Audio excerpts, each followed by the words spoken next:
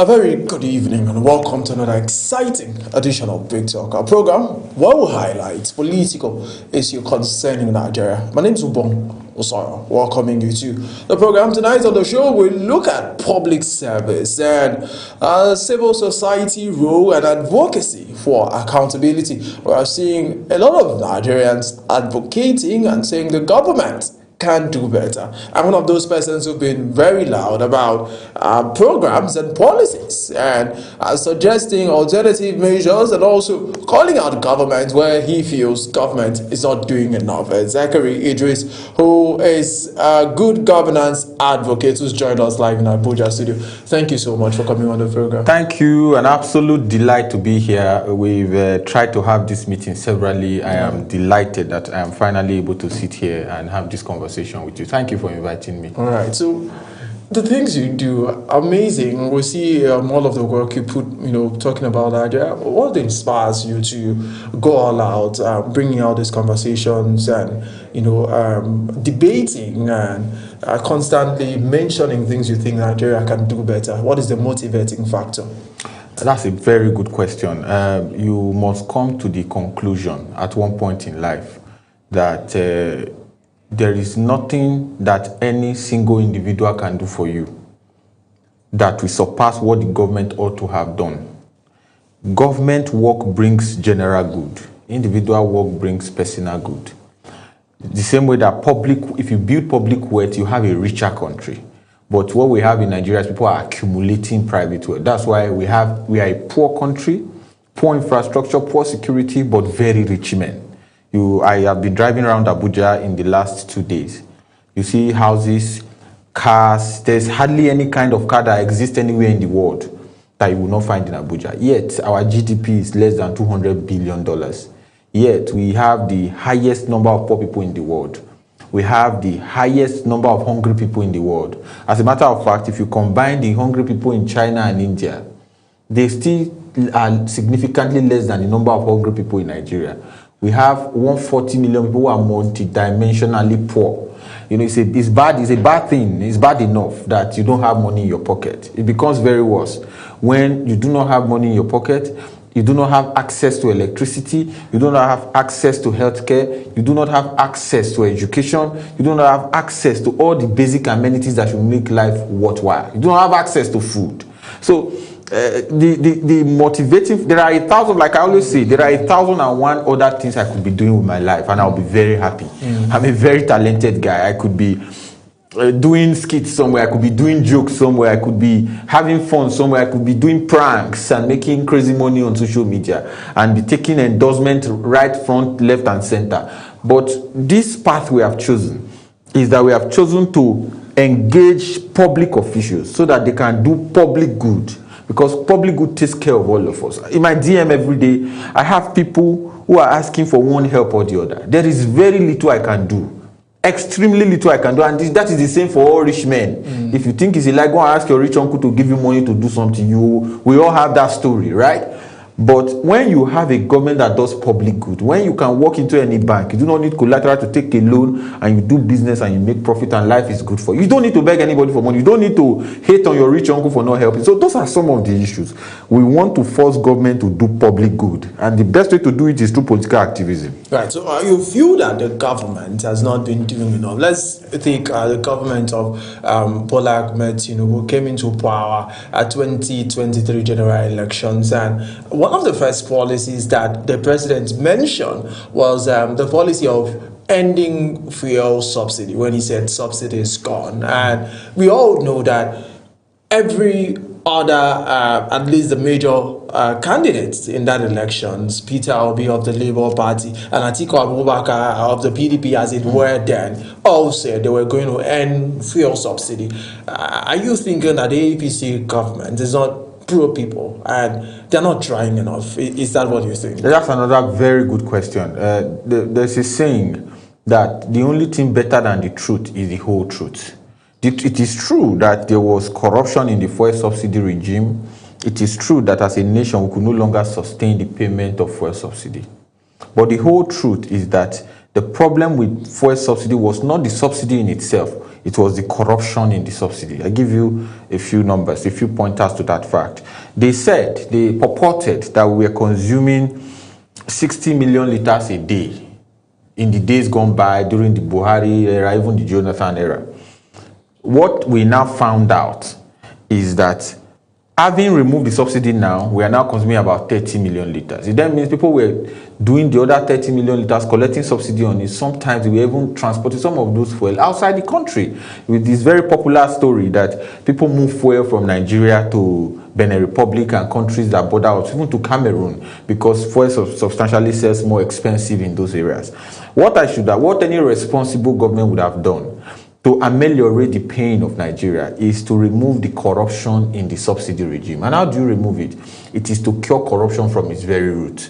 The Dangote refinery is there producing. Why don't you pay subsidy through the refinery so that because that's a private entity, you can have invoices, you can have quantity that goes in and quantity that comes out. So the problem with government generally is that what benefits the poor man is what they remove first if they feel that it has caused them any kind of distress. And that's why they remove the fuel subsidy. Same thing with the dollar. You can even stretch this argument for that. There is no serious country in the world that does not pay subsidy. The US pays subsidy. They pay subsidy in Europe. They pay subsidy in Asia. They pay subsidy in the Middle East.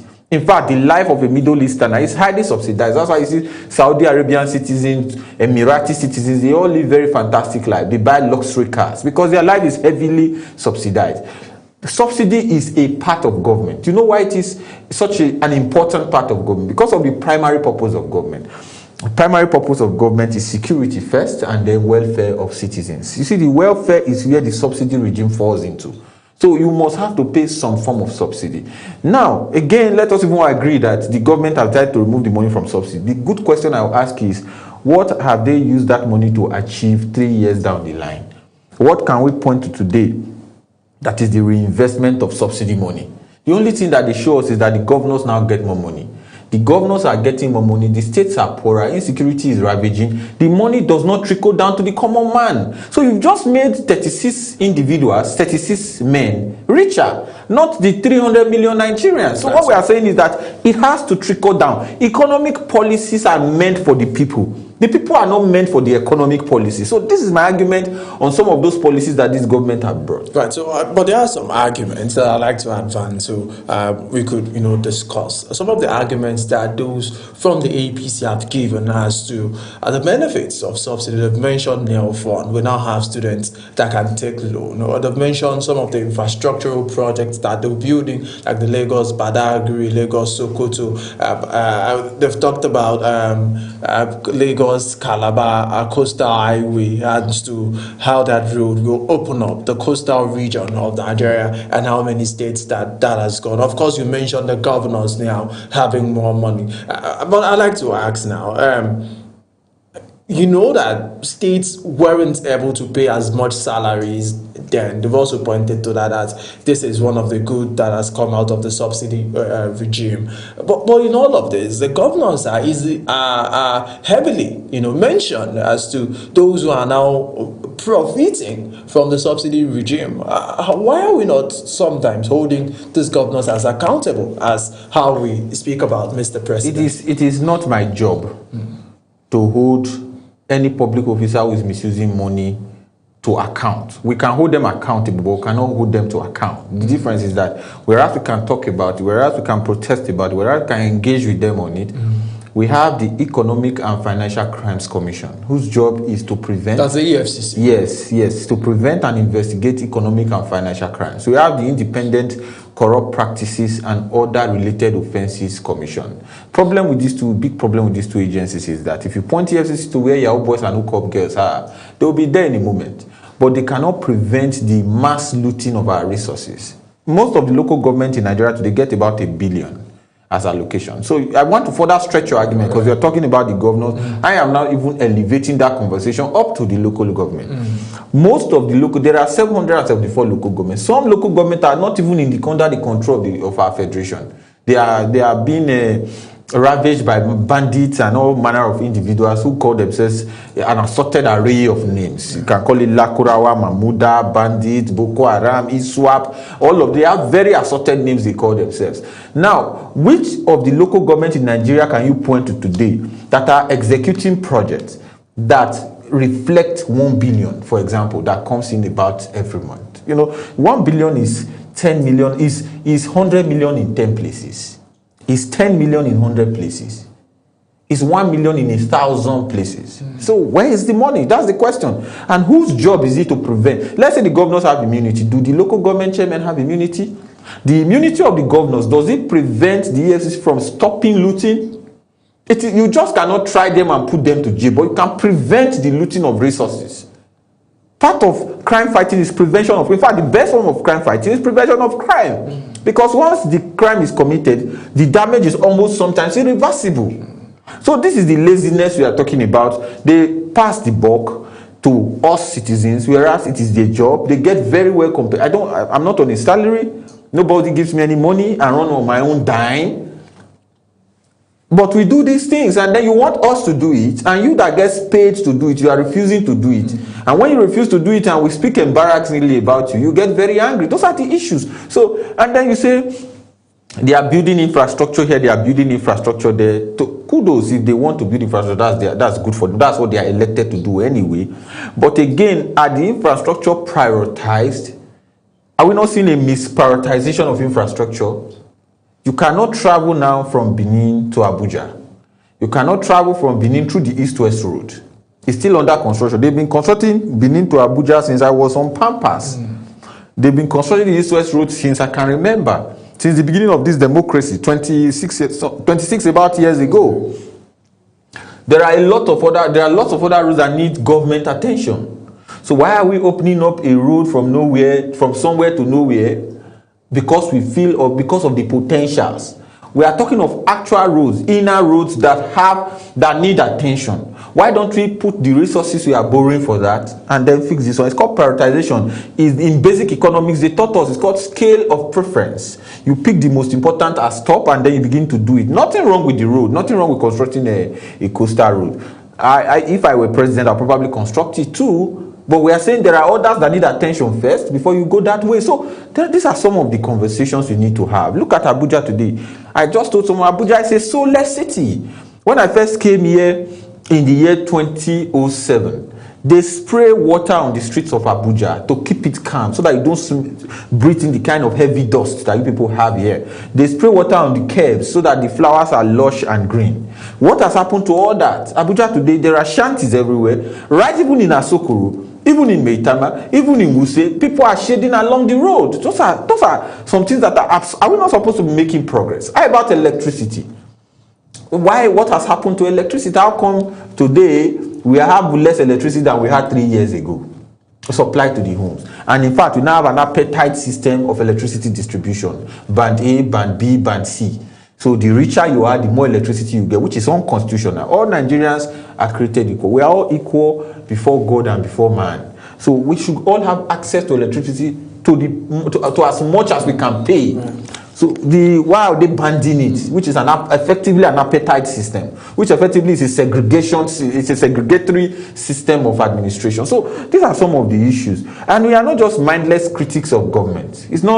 There is no special joy that comes from criticizing government. Like I said, I want to do a lot of other things. I want to go abroad and do a master's degree. I want to be doing race cars. I want to do some other things I enjoy. But can you really pretend that everything is all right when you cannot travel from one state to the other without, soaking the entire stretch of the road and be Christian in the precious blood of Jesus?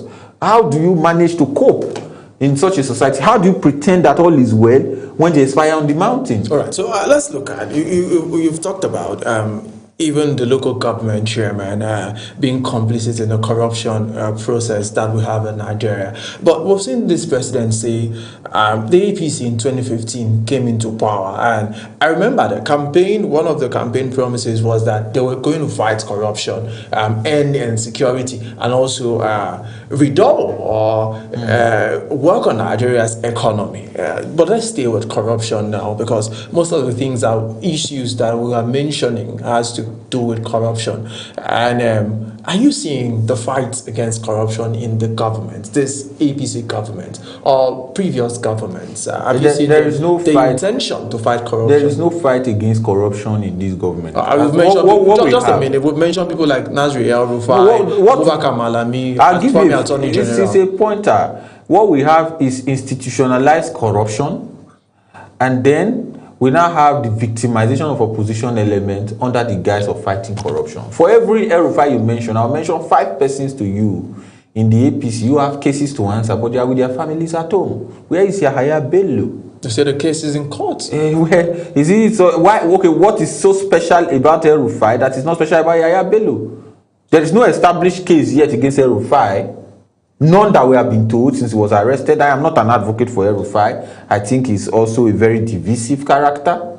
But where is Yahaya Bello's 80-something billion allegation? Where are we with it? The guy paid school fees upfront for his children, unborn and born, paid ahead.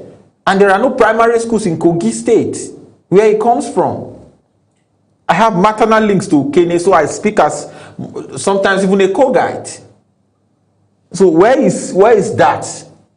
Where is the 210 trillion that was alleged to have been missing at NNPC? Where is it? Where is all the money recovered from fuel subsidy? Where is it? That's what one of the things that Malami is facing. They say. No, Malami was not in this government. Malami was in the Buhari government. Buhari government did not remove subsidy. This government removed subsidy. Where is the money? Where is the money that they claimed they were using to back the naira against the dollar that they've now stopped backing? Where is the money? El-Rufai alleged that this present presidency takes 100 billion every month from Nigeria, about 1.2 trillion a year. Nobody has come out to debunk it. Where is the money? Is that part? Could that be part of the reason why he's facing what he's facing? I'm just asking. Where is the money? There are a number of other allegations here. Corruption is not supposed to be, the fight against corruption ought not to be selective. And again, there's a lesson to be learned here.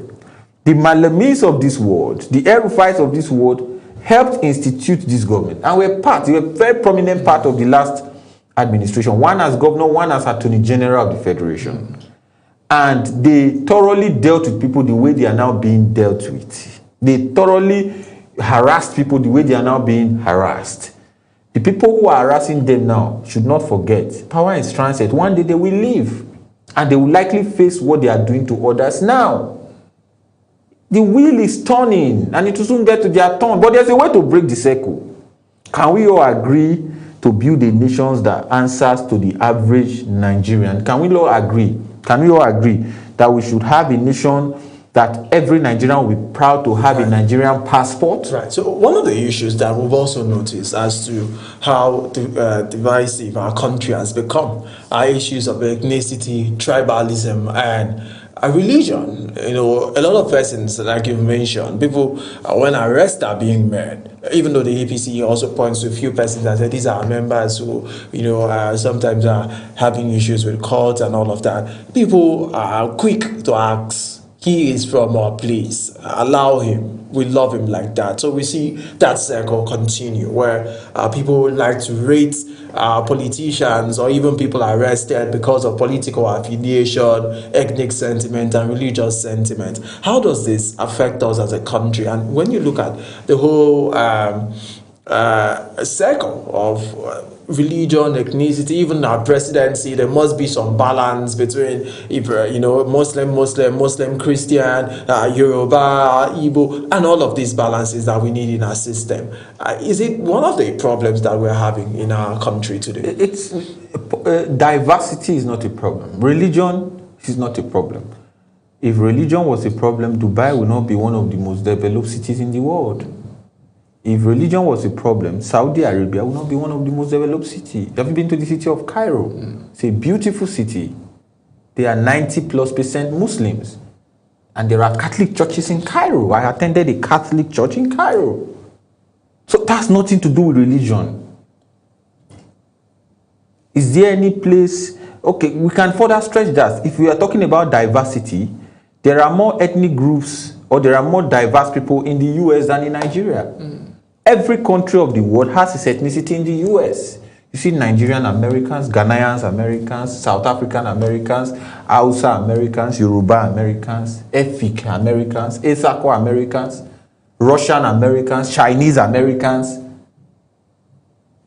But we have Mexican Americans, we have Latinos who are Americans. Every single nation of the world has a representation in the United States, but it is the most powerful country in the world. It is the richest country by far in the world. Why is their own ethnicity not causing problem for them, and our own 500 and something ethnic groups is causing problem for us? I tell you the truth. We have a weaponization of sentiment. When people have nothing substantial to hold on to, they return back to base sentiment. When you don't have a big picture to pursue, when there is no national vision to pursue, when the politicians don't have a more responsible conversation to have with you, they discuss religion, they discuss ethnicity, they discuss tribe, they discuss all the other funny things that they discuss. But when it's time to loot, there is no religion in their midst. When they come together and sit in a meeting and they want to loot the country, they will start with a Christian opening prayer, close with a Muslim opening prayer, and everything they discuss in that meeting is lies. But when they want to talk to the citizens, they talk religion, they talk ethnicity, they talk all the other funny things they talk. Is there anywhere Muslims are buying bread cheaper so that I can go? I come from a very unique family. We're a family of 6. For both parents, I have step-sisters and step-brothers, but from both parents, 6. 2 Muslims, 3 Muslims, 3 Christians. So if they say, let them destroy all the Christians, half of my family will go. If they say, let them destroy all the Muslims, half of my family will go. That is why I can never be caught discussing religion and ethnic and all those other sentiments they talk about. I am from the northernmost state of the South. And from the northernmost state of the South, I am from the northernmost town of the northernmost state of the South. I have maternal links in the north, north central, paternal links in the south. If you want to divide Nigeria today, where will I be? So the people promoting this confusion are just using it as a tool for control. Like I asked before, is there any place where Christians buy rice cheaper? Is there any place where Yorubas go to collect loan without collateral? Is there any place where Igbos go? Is there any place Igbos will take Nigerian passport and they will give them visa without interview? Show me and I will go. Right. So what it means, in a nutshell, is that our problems is collective, and the solution we will find to it will be collective. Right. Don't let anybody preach religion. Don't let anybody preach tribe. Don't let anybody preach all those parochial and mundane sentiments to you. Right, so let's look at youth participation. You are a young person who is mobilizing and advocating for good governance, but I have seen that elections from 1999, the percentage of people who participate in our democracy seem to be dwindling. Apart from maybe when we saw a lot of persons calling out government, yeah, we do that a lot with social media these days, but we saw NSAS, there was some form of law and fire among the young people who wanted to participate. Why are we having a lot of young persons who would rather have a lot of other conversations about football, about other things happening in the country, but when it comes to politics and leadership and political involvement, some persons tend to shy away? I would answer that question in twofold. The first fold is that there is a deliberate ploy, and is heavily financed by government, to discourage the average Nigerian from picking any form of interest in the electoral process. So it's not strange to see young Nigerians now saying that they won't vote, their vote don't count. And there are people on social media who are actively promoting this agenda, telling you that your vote cannot count, telling you that the president then you cannot remove him no matter what you do. They are funded and financed to push this kind of agenda, to sow the seed of doubt and discouragement in your heart, Anything you are discouraged about, you cannot be excited about, you cannot promote, you cannot push, you cannot be involved in. In fact, if you are still having that seed of discouragement in your heart, when you come out on election day and small son touch you, say, why am I here? You go back. That is one. On the second fold, there is another deliberate effort. I'm not sure if the government is the one pushing this one, but it has the monkey hand of government inside it to always distract from issues that are critical to national development. So you see us having, for example, a discussion, a conversation on electoral reforms. And then we are engaging with the National Assembly to say you must do electoral reforms to reflect the wishes and aspirations of Nigerians. In that same breath, you will find other Nigerians in the media, or social media space if you like, pushing one gossip, pushing one narrative, pushing one distraction or the other. You will see two celebrities will start a big fight. And then before you know, a huge chunk of Nigerians are distracted with the drama. And they begin to engage in that drama, forgetting the fundamentals that significantly affect their lives. The lifespan of a person is very straightforward. You are born, you do primary school, secondary school, university, or learn a trade, and then you go into business, have a wife, have children, retire at some point and die peacefully. If you look at this trajectory, none of it is guaranteed for you in Nigeria. So why don't you focus? Because Nigeria today, we have the highest number of infant mortality. So tendencies are that you will die at birth if you are not careful. If your parents are not careful, if your parents don't have the money to invest in a proper hospital or in a proper clinic, a lot of women die from child delivery complications. Most of the public primary schools are dysfunctional. And that's where local government and states should have been active. It then means that if your parents do not have money to invest in a private primary school or in a good primary school for you, you may end up being the one they call the street urchins, or the one they call Almajiri in the north, and then in the south, in Benin City where I come from, they call them Lema, street kids. Become a street kid. So there's a huge tendency that the people you are seeing this happening to, you are not special. They just happen to have been born in very difficult circumstances that you managed to escape. If you escape from childhood and you get into the university, chances are that if you are not careful, you fall prey to courtism or yahooism or hookupism. That's what happens in the university for the most part. Yahooism, courtism, and hookupism. Three vices that is ravaging the youth. Quick money. You need to make quick money because of where you are coming, because of the stress you've been through. If you had a proper system working, you don't need to make quick money. There will be money waiting for you at the end of the road. But because you know there's no money waiting, you want to make quick money and you're distracted. And then if you need to save, you saw the video of a youth corps member recently, just a couple of days ago, who was kidnapped and they were viciously flogging and stamping on him in the bush, and they recorded it and posted the video, the terrorist. So that can happen to you. You are not different from that boy. The only difference is that you happen to have been fortunate not to have been on the road when he was on the road. You can stretch it for that. When you graduate, there is no job for you. We have the highest rate of unemployment today. So there is no job for you. Chances are you can fall into poverty.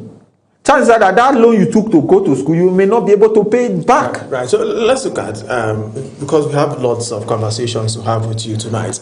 We saw your involvement in calling for e-transmission of results from the IRF portal, and that should be used to make announcements of winners of elections. And yes, you were very vocal about that. I saw you at the National Assembly. The first day it was, the protest was gaining momentum, but at the point, a lot of persons weren't coming out again. I like that you walk us through that process. And are you still on it? Are you still advocating for, even though the president has not signed the bill and it's now an act that has been signed into law? We haven't quite given up on that. It's a good question, and now, like you said, let me walk you through.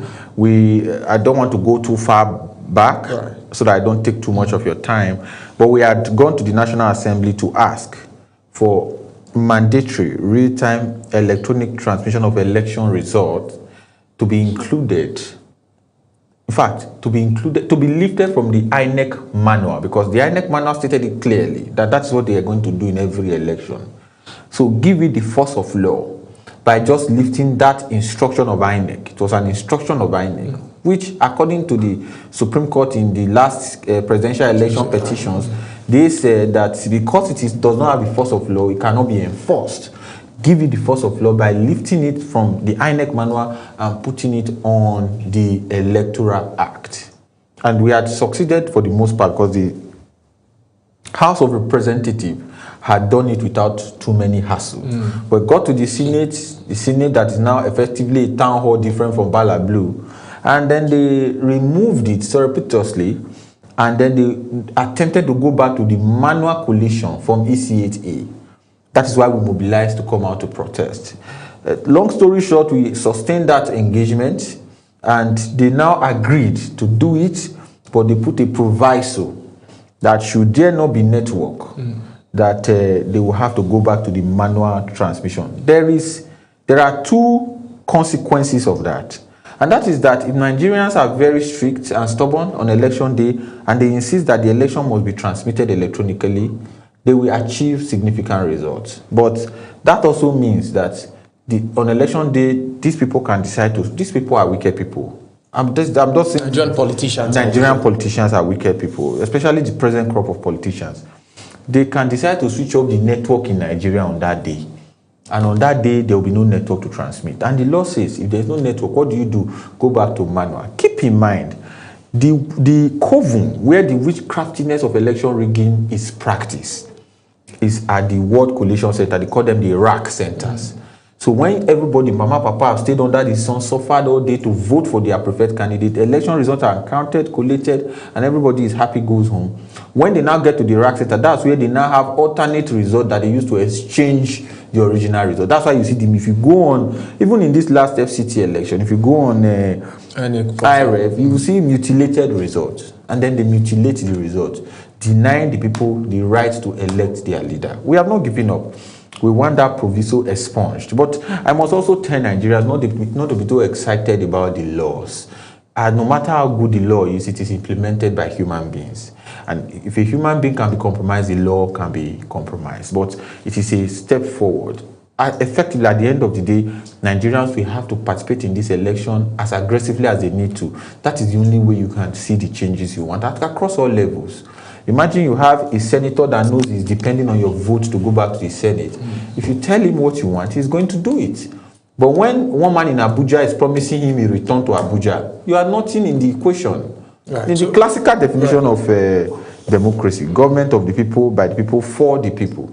It means the people is the center of government. Once you remove the power to elect leadership from the people, it's over. There's no democracy. Right, so let's go for a short break, and when we'll come back, we'll continue the conversation. We'll have Zachary Idris with us in the studio as we look at public service, civil society, and holding Nigerian leaders accountable. We'll be right back after this break. Please do stay with us.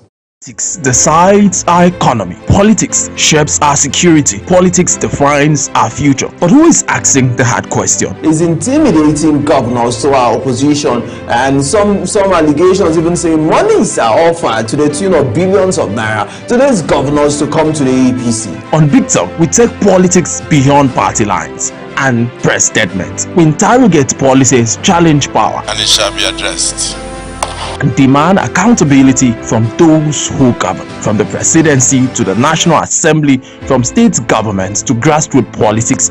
We break down the decisions that affect your daily life. No propaganda, no political comfort zone, just facts, context, and fearless conversations. Big Talk is where leaders explain, analysts dissect, and the people understand. 2015 elections were not held. They are doing rigging. Don't just watch politics, question it. Tune in to Big Talk on Global Television every weekday from 7 p.m. to 8 p.m. Join the conversation.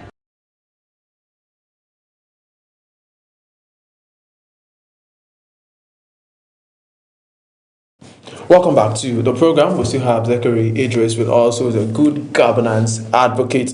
Thank you so much once again for the opportunity. Staying with us. Yeah, earlier in the day, I saw you at the Ministry of Works, protesting, and what was it about? But I know the conversation has been about the Minister of Works, Dave Umahi, as to a lady who said she was owed some amount of money and, some back and forth. What happened at the Ministry of Works, and why protesting? Are you calling for the sack of Dave Umahi? Honestly, I'm not interested in the appointment or sack of anybody. There's nothing about this government that excites me.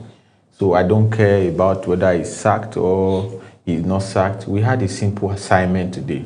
And then we had come from across the nation. I came in from Benin specifically for this purpose, to have a come to Jesus conversation with the minister. So we came like missionaries, if you like, you can call us preachers. We came to preach the good news, the gospel of Christ to him, to take a step back from his constant penchant for harassing women. Your station and many other stations in this city reported how this young lady who had done a job for him many years ago, 12 years ago about, and the lady alleged that he refused to pay.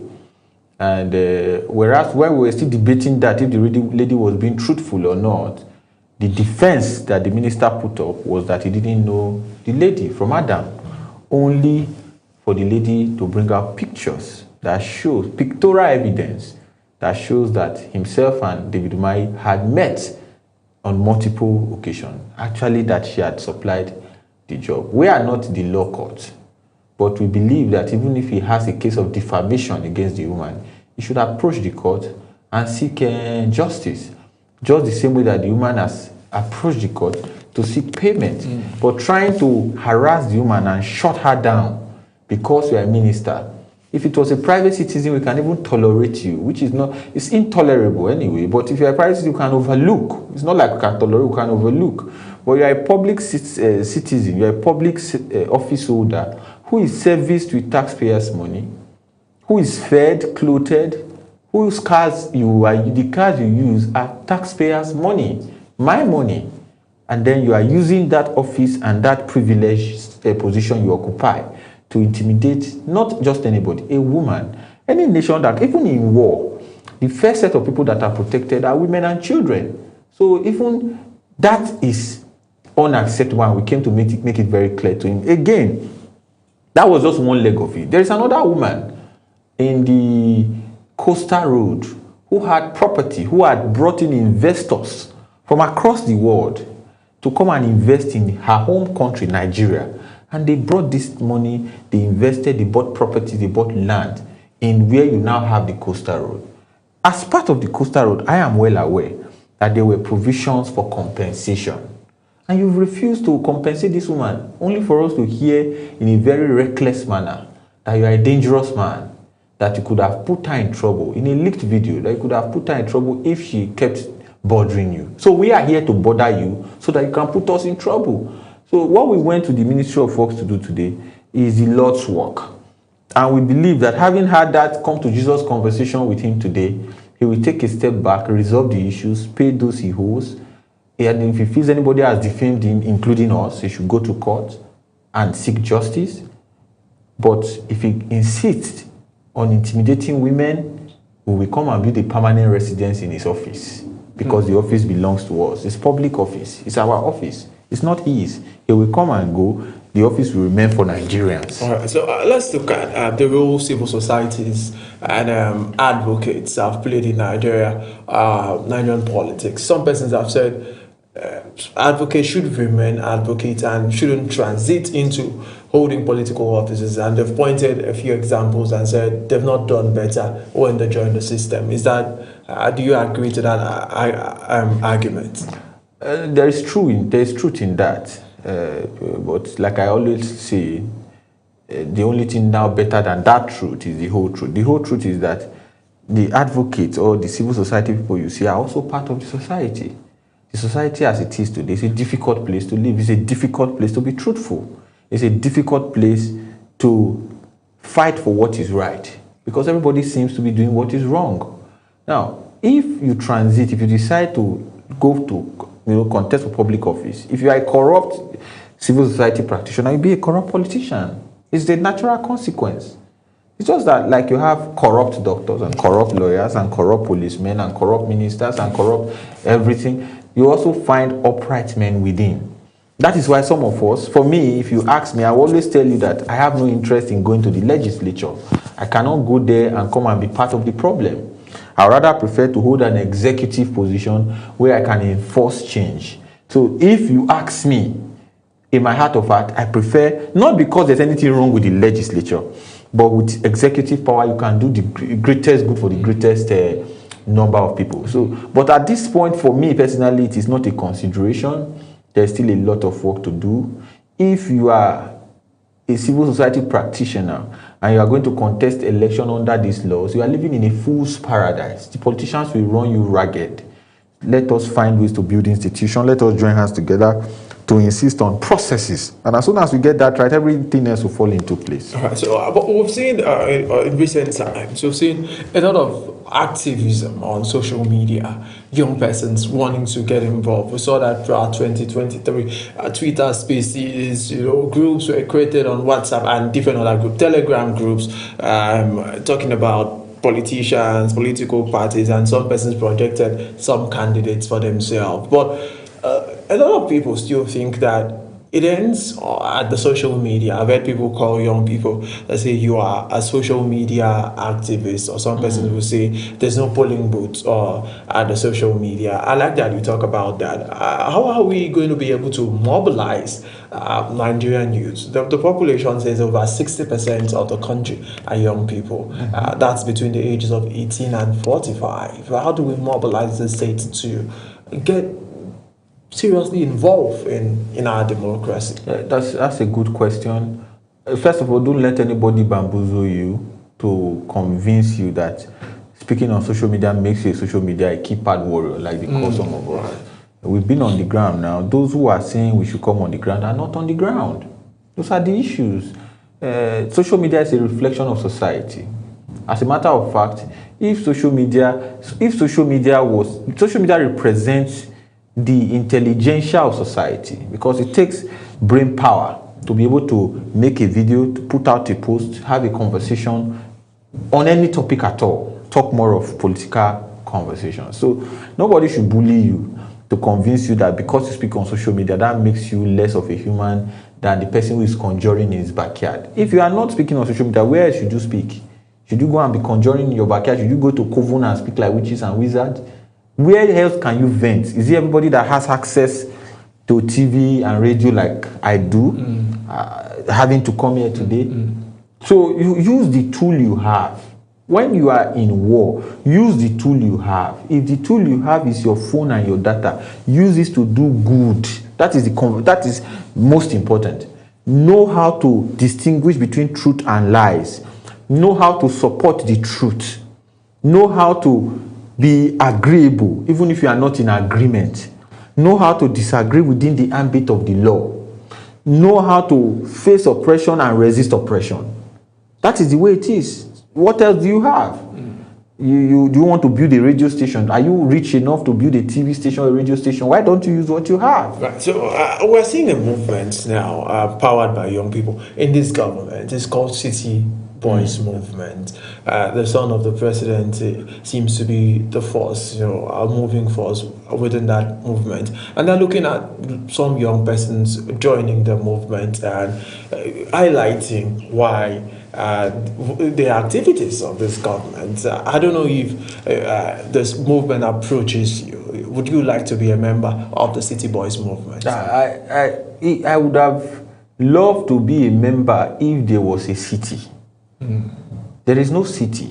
Nigeria don't have a city. There's no city in Nigeria. What of Lagos? Lagos is a place. Go to Lagos now. There is no turn you will turn that somebody is not begging you for money. You sit in traffic for hours. Your car loses battery on Third Mainland Bridge. Agberos will come and harass you to give them money. Even you that has lost a tire or lost a battery. Your car breaks down anywhere, you must pay money to people in that area before you can fix your car. Is that a city where everybody is begging? Is that a city? Is that a city where there's no proper sewage, no proper drainage? Is that a city when it rains, you can start fishing in your parlor in Lekki? Is that a city? Is that how you define a city? If the man who built such a chaos calls himself city boy, first of all, how can an 80-year-old man, for the love of me, call himself a boy? How can you be a boy at 80? But let's even agree that he is a boy. If the people you that purported that you built, even when you didn't build, you couldn't even maintain what was built. Let's say you actually did build and you call yourself the city boy of that city. What of the people that built Tokyo? What would they call themselves? There is no piece of paper in the streets of Tokyo. Someone called me, did a video call with me for about an hour and say, I will take you around the street of Tokyo. If you see a piece of paper, I'm coming back to Nigeria the next day. What would those ones call themselves? What would the people that built Moscow and St. Petersburg, what would they call themselves? The people that built New York, the people that built Florida, the people that built Chicago, and all the other big cities in the US, what would they call themselves? The people that built Cairo, what would they call themselves? The people that built Casablanca in Morocco, what would they call themselves? The people that built, I can go on and on. The people that built Johannesburg or that built Cape Town, what would they call themselves? If for building chaos, you are a city boy. Or is it Abuja that is a city? It's a soulless city. It's a cesspool of corruption, this city. Soulless. It's dry. Nothing seems to be working. You only see flashy cars, policemen, soldiers guarding rich men. There is nothing that suggests that there's economic life around here. Soulless, dry. It's even dry. The literal sense of it, all my lips are cracking. That's how dry the city is. People will say I'm confronting the weather now. It's part of it. In Dubai, they wet the ground. In Dubai, you see sometimes they have rain showers. So if you are called to join them, it's not something you are thinking of? I don't want to be part of that kind of a soulless organization. You cannot see the truth and tell a lie. I cannot be. Okay, so I cannot be. Yeah, a lot of persons would like to ask that doing activism doesn't come easy. Like you said, you just came into Abuja, and I know last month you were also in Abuja on some cost, and this needs resources, and you need to be able to do a lot of things for yourself, leave your business and do this work that you are doing. How do you have the resources to do the job? That's a very good question. Like to ask, are you funded by some persons? That's a good question. I would be, because people have been yapping me on Twitter especially, that I should go get a job. I've been working all my life. I've been a teacher, I've been a cab driver, I've owned businesses, I've owned trucks, I've done serious business. But you don't expect me to tell you where my business is so that you can go and destroy it. These Twitter people especially. I'm not going to tell you that. It's not going to happen. And then whether I am being funded or somebody is giving us money, I would have been glad if somebody agrees to fund what we do. Yes, I would gladly accept funding for what we do. If wicked people are being funded, people who want to destroy the country are being funded, why can't people who want electoral reform and the good of the country not get funding? In the US that we copied democracy from, are the opposition not funded?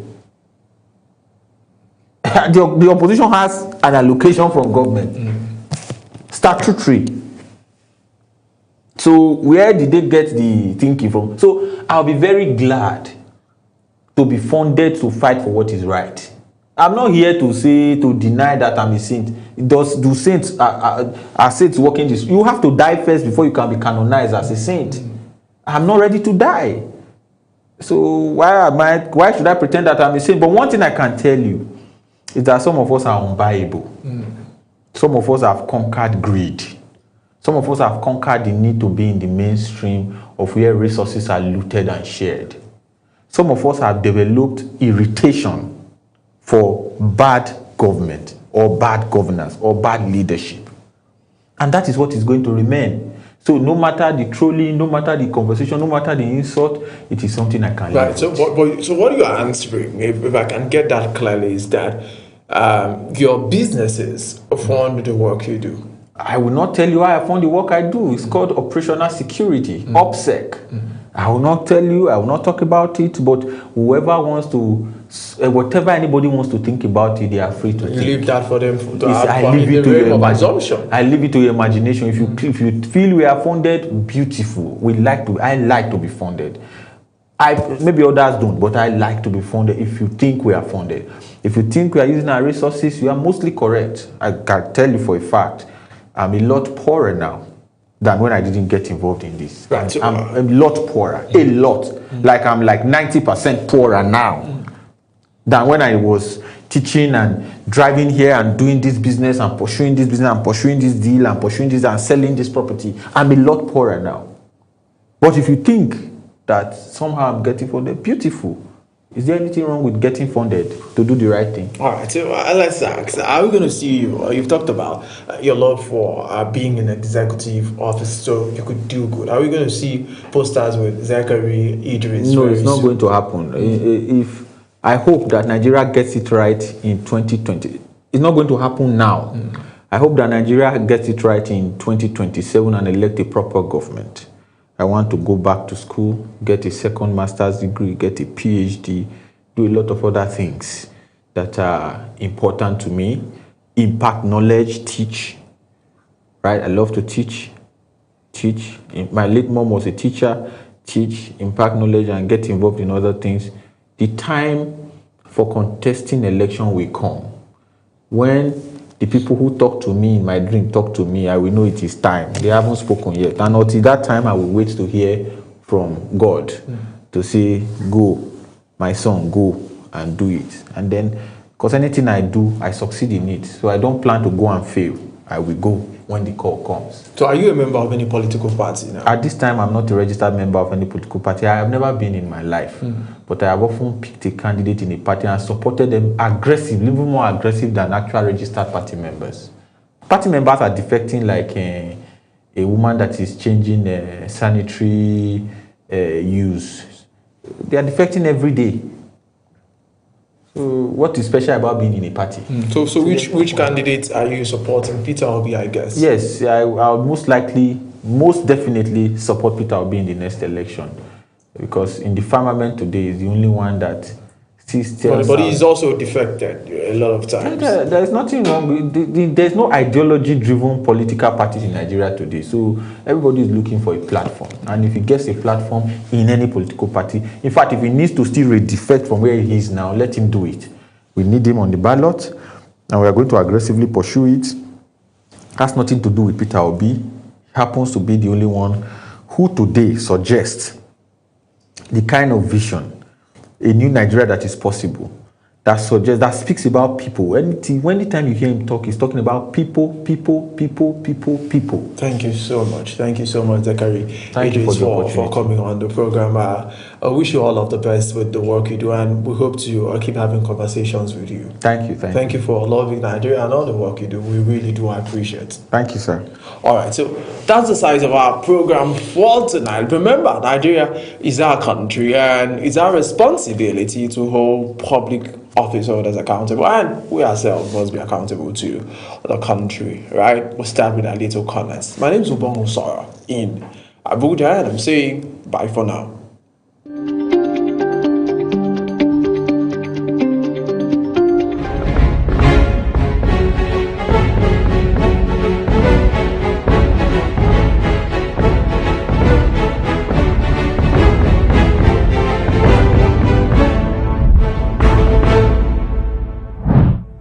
Politics decides our economy.